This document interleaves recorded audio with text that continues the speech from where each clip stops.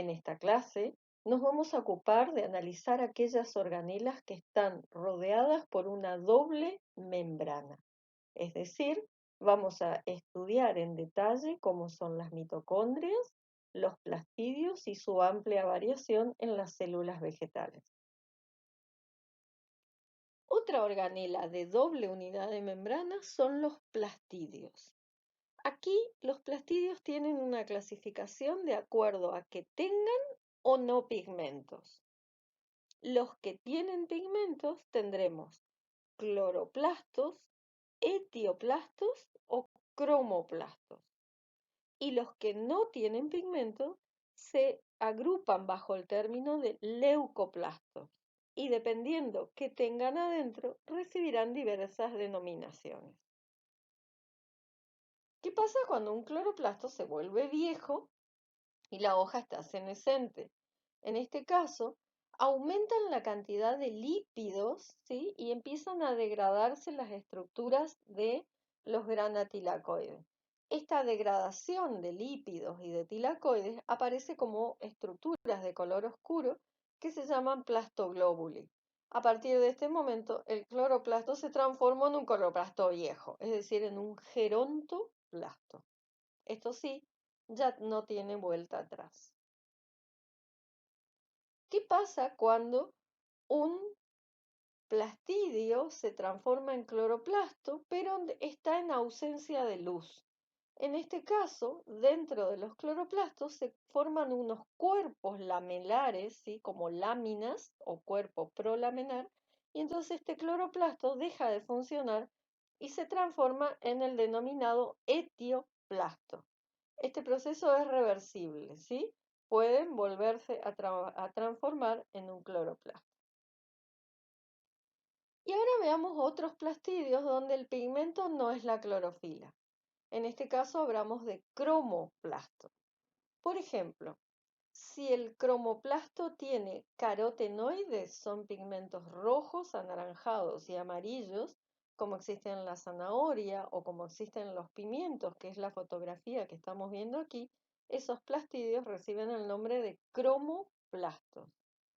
También son los que van variando a medida que maduran diversos frutos, es decir, un tomate es inicialmente verde porque tiene cloroplastos. Luego pierde la clorofila y se transforman en cromoplastos porque se van acumulando otro tipo de pigmentos. Aquí estamos viendo células del fruto del pimiento, ¿sí? Estas células simplemente fueron cortadas y puestas al microscopio sin ninguna tinción en especial. Así que los que estamos viendo, esas estructuras de color rojo, son los cromoplastos del pimiento. Los pigmentos en el interior del cromoplasto pueden formar estructuras globulosas, tubulosas, membranosas o cristalosas, y esto varía entre las distintas especies. ¿Qué pasa si existen plastidios, es decir, estructuras de doble membrana, pero acumulan sustancias de reserva?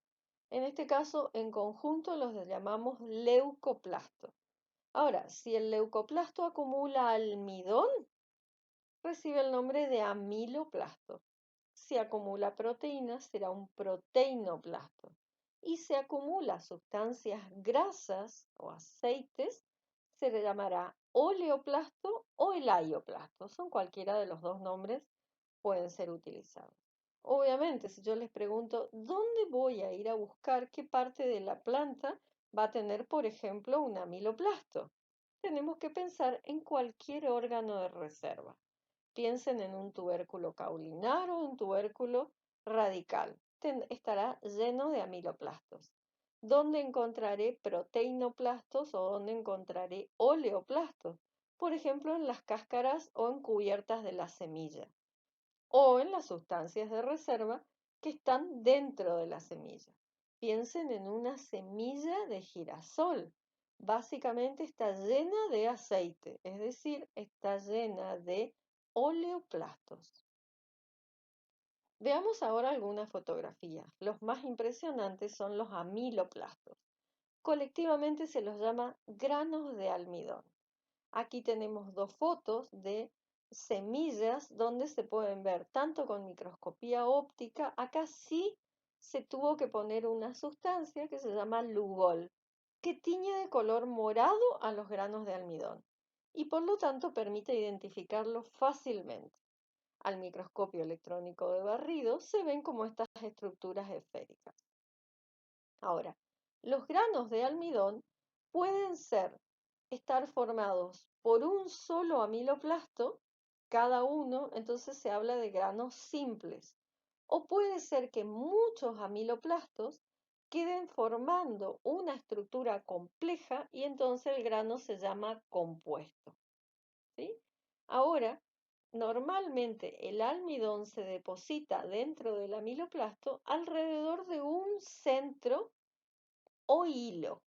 Ese hilo puede estar bien en el centro del grano de almidón simple o puede estar hacia un costado. Si está en el centro, el hilo se llama céntrico y será excéntrico si está a algún lado.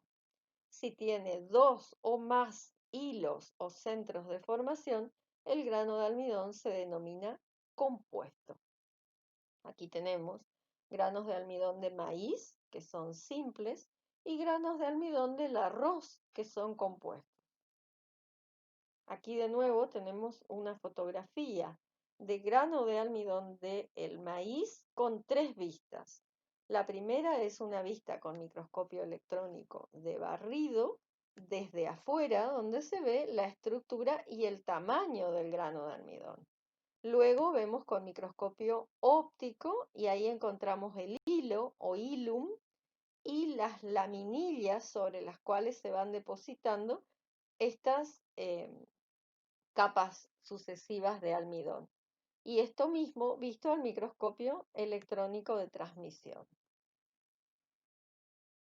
Estos mismos granos de almidón pueden verse al microscopio óptico también con la misma luz polarizada que veíamos los cristales. En este caso, refringen de una manera muy especial y siempre se ve una pequeña cruz en su interior. ¿Sí? Esta cruz se llama cruz de Malta.